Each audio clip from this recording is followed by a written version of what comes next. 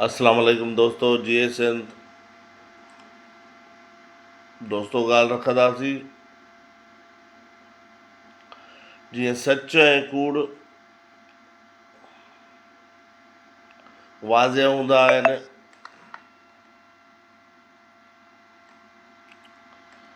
कूड़ भले ताक़तवर हुजे पर सच सोभारो थींदो आहे।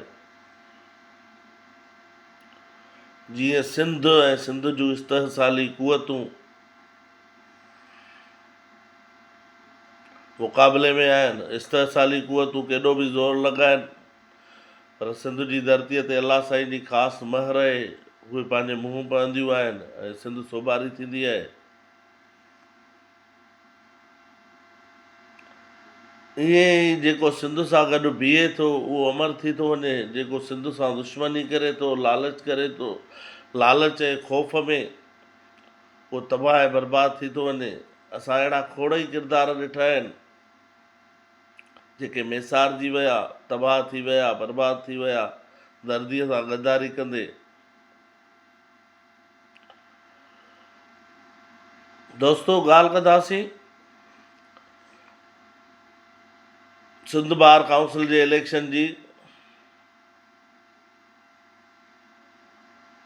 हिक पासे हसीब जमाली ऐं उहे दोस्त आहिनि जन बबरलूए धरणे ते पाण मल्हायो, सिंध सां निभायो, सिंध सां विख ते गॾु बीठा आहिनि।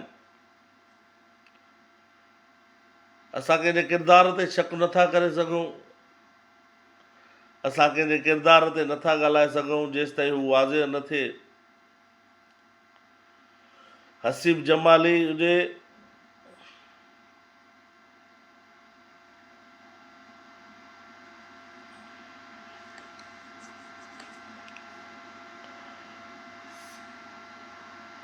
हसीब जमाली हुजे या असांजो आमिर नवाज़ हुजे, उन्हनि ऐं सॼी संगत पूरी सिंध जे वकला बिरादरी जेको सिंध सां निभायो सभिनी जे आॾो आहे। हाणे सिंध बार काउंसिल जी इलेक्शन आहे, हिकिड़े पासे उहा धुर, हिकिड़े पासे उहा धुर, ॿी धुर जेका सरफराज़ मेतले जी आहे, जंहिंखे माज़ीअ में निसार खोड़ो चई चुको आहे त हीअ असांजा माण्हू आहिनि।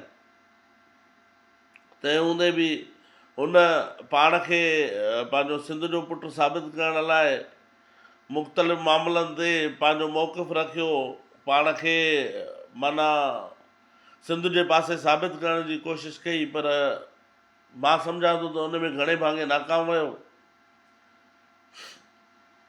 असां ईअं बि नथा चऊं त हाणे हू सिंध जो दुश्मन आहे, पर एतिरो ज़रूरु चवंदासीं हू जंहिं पासे हिन वक़्तु बीठो आहे उहो सिंध जे दुश्मननि जो ई पासो आहे।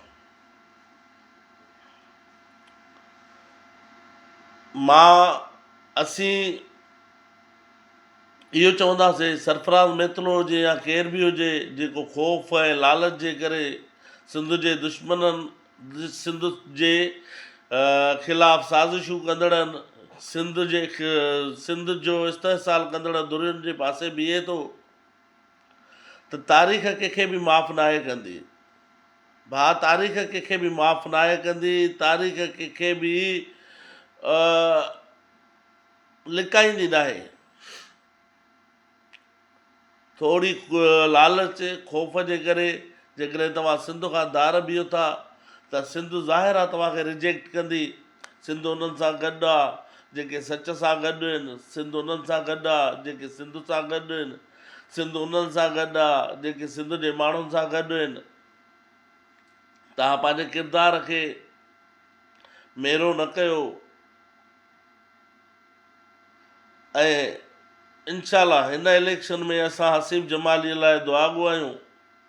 असां उन जी भरपूर हिमायत कयूं था ऐं सभिनी दोस्तनि खे असीं इहो अर्ज़ु रखंदासीं, वकला बिरादरी खे, हिन वक़्तु सियासत, हीउ वक़्तु सियासत जो न आहे, हीउ वक़्तु सिंध सां निभाइण जो आहे। ॾिसो था त हिन वक़्तु सिंध जे मथां सिंध जो इस्तहसाल कंदड़ क़ुवतूं बाहोड़ करे पियूं अचनि। कॾहिं असांजा वसीला खसिया पिया वञनि, कॾहिं असांजे पाणीअ ते दाड़ो, कॾहिं असांजे कारूंजर ते दाड़ो। हाणे त 28वीं तरमीम हाणे सिंध खे टुकड़ा करण जा सांभा पिया थियनि। इन सूरत हाल में असांजो मेतलो साहिबु चवे थो त वकिला सियासत था कनि, वकिला खे रुॻो वकिला जे हक़नि जी ॻाल्हि करणु घुरिजे।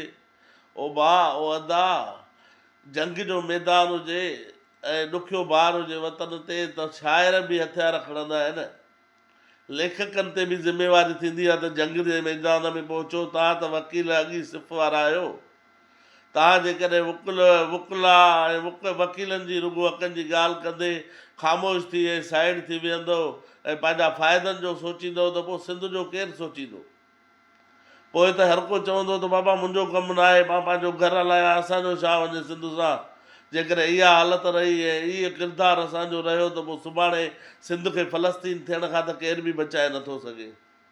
ईअं न थिए जो ॿाहिरियूं कुवतूं, इस्तहसाली कुवतूं, वालार कंदड़ कब्ज़ो कंदड़ कुवतूं असांखे असांजे नसुलनि खे ग़ुलाम बणाइनि असांजी थोरी लालच ऐं कुर्सीअ जे करे।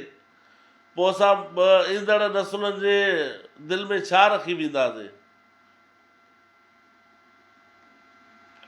थोरो सोचियो। असीं सरफराज़ जे पासे बीठल, सरफराज़ सां गॾु बीठल वकीलनि खे बि चवंदासीं सभ खां पहिरियां सिंध आहे, सभ खां पहिरियां धरती आहे, सभ खां पहिरियां माउ आहे, सभ खां पोइ पहिरियां उहो रिश्तो आहे जंहिंमां पैदा थिया आहियूं ऐं जंहिंमें वञिणो आहे वापसि बि ओॾे ई वञिणो आहे। सभ खां पहिरियां उहो रिश्तो आहे। अचो त उहो रिश्तो निभायूं ऐं हसीब जमालीअ जी हिमायत कयूं ऐं हसीब जमालीअ खे सोभारो कयूं जीअं सिंध जे इस्तहसाल कंदड़ सिंध दुश्मन कुवतुनि ऐं सरफराज़ मेतले जहिड़े दोस्तनि खे इहो पैगाम वञे त असीं सिंधी सिंध जे नाले ते मुतहिद आहियूं, सिंध जो इस्तहसाल कंदड़ ऐं सिंध दुश्मनी कंदड़ कुवतुनि जा दुश्मन आहियूं। उन्हनि खे असीं पंहिंजो दुश्मन सम्झूं था ऐं असां उन्हनि खे रिजेक्ट करे इहो साबित कयूं त माना असां मुतहिद आहियूं ऐं असां सिंध जा पुट आहियूं। महिरबानी।